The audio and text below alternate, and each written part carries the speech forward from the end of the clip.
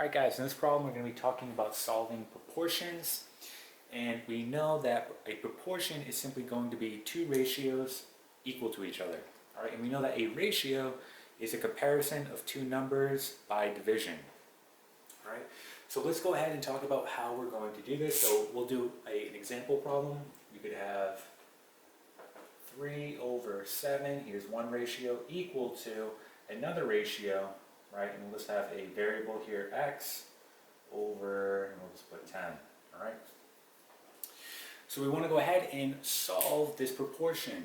So we know that when we have two ratios equal to each other, right, we can do something called cross multiplication, where we simply just cross multiply, right? So you can do this when you have two ratios equal to each other, and again, we call this a proportion. Right, so when we do this, we get 7 times x, we get 7x. Then we get 3 times 10, we're going to get 30, right? Our last step here, we want to divide by 7. And we get x equals 30 over 7. Okay, so what that's telling you is the following, right? In order for these two ratios to be equal to each other, you have to plug in a 30 over 7 into x. Alright, let's try another example. Alright guys, so here's our next example. So again, we have two ratios equal to each other, so this is a proportion.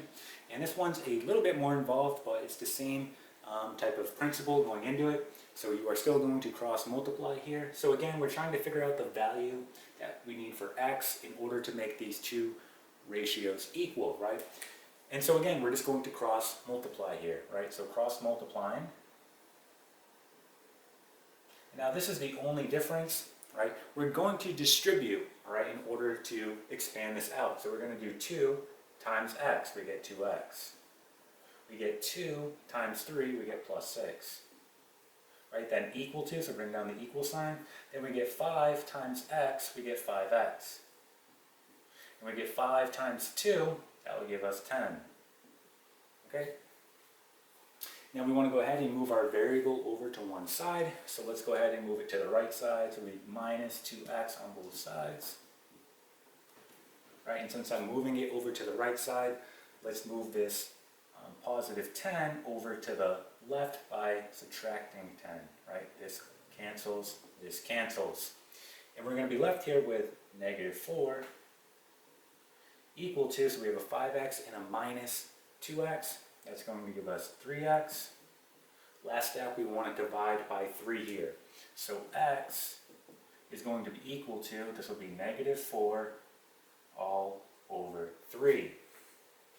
Okay, and this is going to be your final answer here. So again, in order for these two ratios to be equal, we'd have to plug in a negative 4 over 3 wherever we see an x. Alright, and that is it.